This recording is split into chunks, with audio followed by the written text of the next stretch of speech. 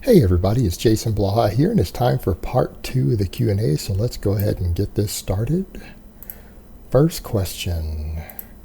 Hey Jason, has your stance on the push press for novices changed? I find that I can lift about 20% more than on those regular press with no safety problems at all. It has also helped increase my bench press to 205 for reps. Just wondering if I should keep push pressing, and what is your opinion on push press for upper chest? No, my stance hasn't really changed. I would like to see novice lifters for their first 6 months do strict pressing on the overhead press with a nice little pause on the chest, touching their chest. And again, that's the key to developing your upper chest on any sort of overhead press. And focus on just strengthening those muscles before they go over and start engaging the legs more and everything else with a push press. Now, in your case, I mean, you're talking about you're already benching 205 for reps. You're pretty much at the late novice phase, about to be intermediate at this point.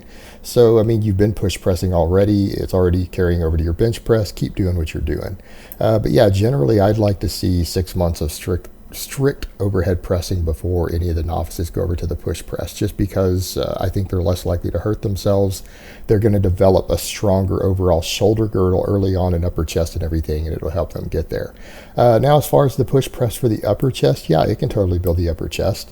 It's not going to be better than the regular press. The thing is, though, you're getting extra weight at the top of the movement by doing the push press, because you're taking some of the load off by using the leg drive to get it started.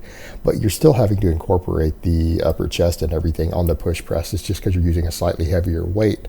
Your chest is still taking the load, though, because the additional weight that you're adding is being carried over by the initial leg drive to get it started. So it's a perfectly fine exercise for the upper chest as well. All right, next question. Hi Jason, I just saw this video where this guy, Ron Williams, talks about how dangerous dips are for your shoulders and that they shouldn't be done by anyone. I know you've talked before about it, that it might harm the sternum of some guys, but I don't know if you've covered that much about the shoulders. What's your take on this? I do chest dips pretty regularly and have no issues so far. Should I keep doing it? Thanks.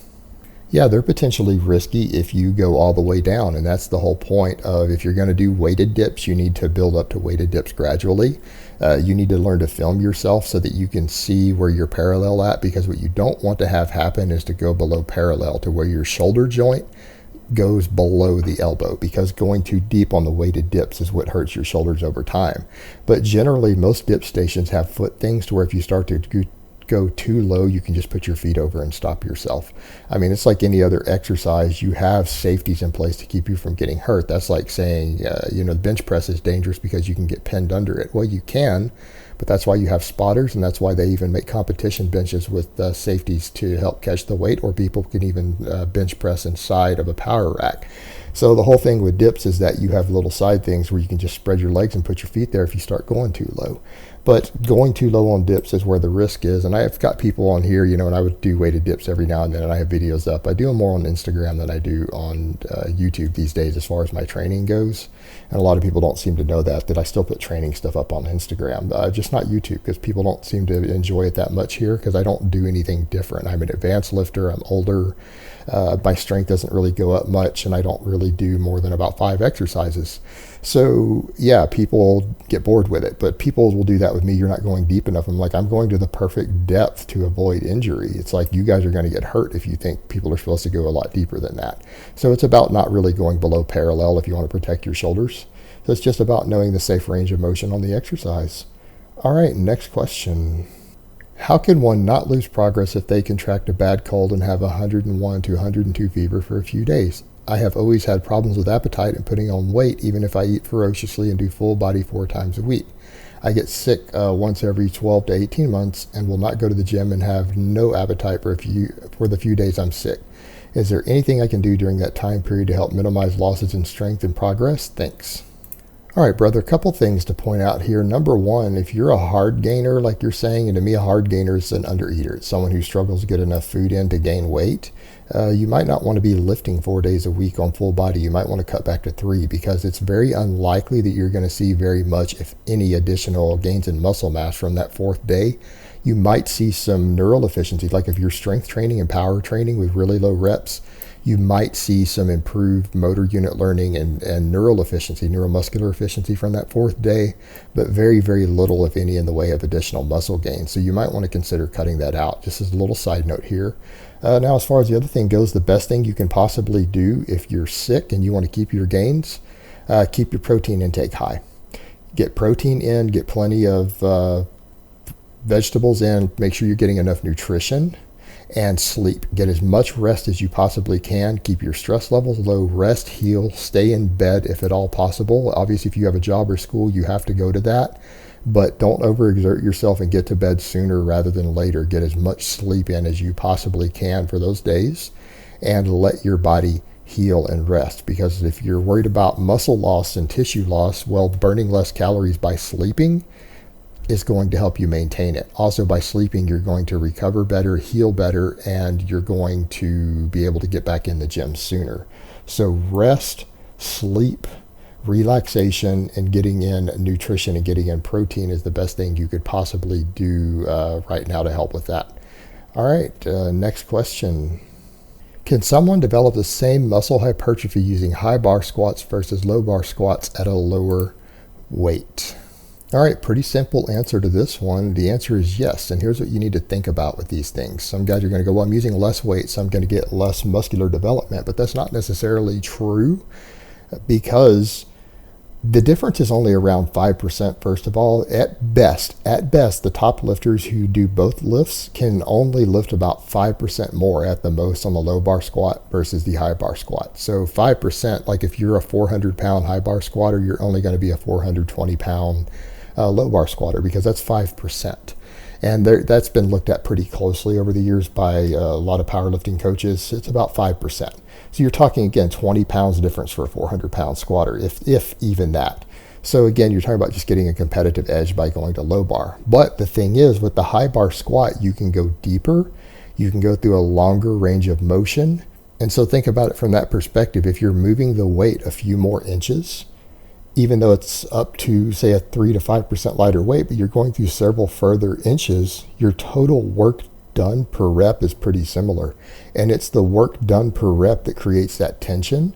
And that's how you create the mechanical tension. That's how you create the metabolic fatigue and the other things that you need to get bigger. So I generally advocate for overall size and better performance, the exercises that have the longer range of motion, So for example, just like I advocate people do a closed grip bench press for both flat and their incline presses if they want to develop more size and strength safely, because they're moving the weight through a longer range of motion, through what's still a safe range of motion.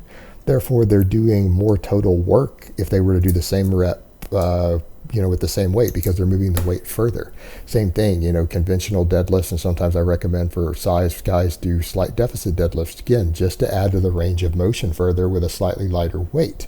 So the same thing could be said for the high bar squat. Just like I advocate on those exercises for overall development, you're moving a weight with a big heavy compound movement, a big barbell movement through a longer range of motion that's still a safe range of motion that isn't going to hurt you if it's done correctly.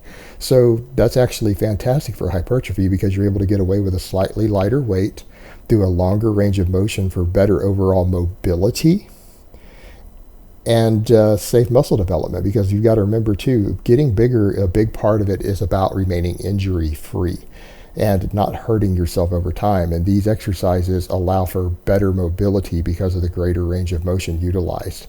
So again, that's why I like things like closed grip bench press, high bar squat, deficit deadlift, stuff like that, because again, you're going through a longer range of motion. That's one reason I like Pendlay rows with a pretty narrow grip that's just shoulder width. Again, you're moving everything through a longer range of motion, and you're improving mobility under load with heavy barbell work. And that is going to help you over time avoid injuries in the real world, injuries in different situations. And that's going to keep you in the game longer. The longer you can stay injury free, the better progress you're going to make, even though we could argue that from a hypertrophy perspective, all of these might be equal, the high bar versus low bar squat. But I think, again, because you're training better mobility and going through a longer range of motion, I think it's going to be better overall for injury prevention. And injury prevention is worth something in terms of muscle gain also, because you don't gain when you're hurt.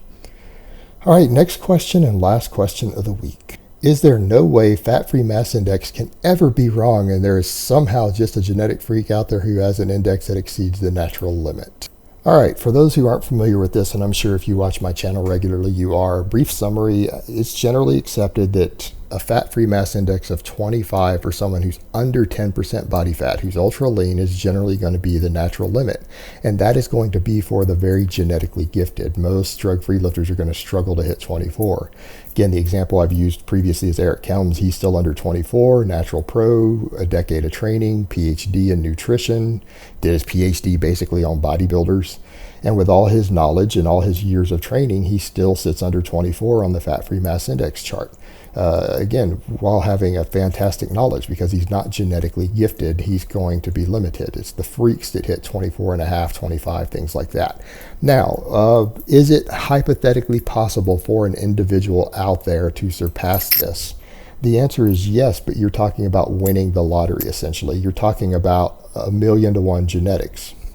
There might be 1 in 1,000,000 people out there, meaning there could be statistically, out of the people who go into natural bodybuilding or any of that, who just happen to be that 1 in 1,000,000, there could be one floating around out there who could pass it. The problem with that is that the moment you accept that and everyone accepts that, then all of a sudden everyone claims to be that genetic freak. Because in fact, when we put the number out there, there's like 15 guys who are claiming, well, it's just my genetics, those charts are wrong, blah, blah, blah. When you look at them and they're obviously on drugs. So you see the problem with accepting this as a real possibility, because it's 1,000,000 to 1. And we've got 15 guys out there who are claiming they're the exception already.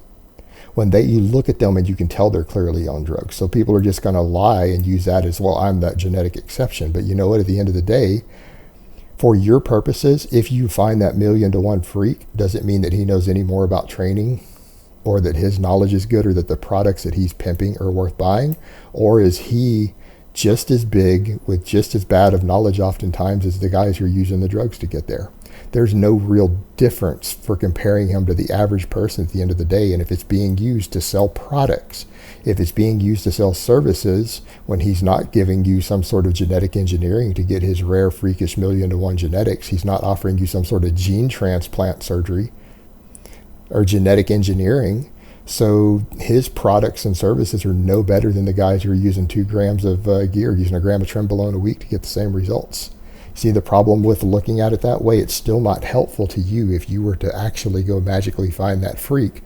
And by acknowledging that that freak might be out there, or taking it seriously, we have 15 guys claiming to be that freak already who clearly aren't. So it becomes problematic any way you look at it. While it is hypothetically possible, remember it's statistically unlikely, and that the odds that any of these guys really are that genetic freak is very, very slim.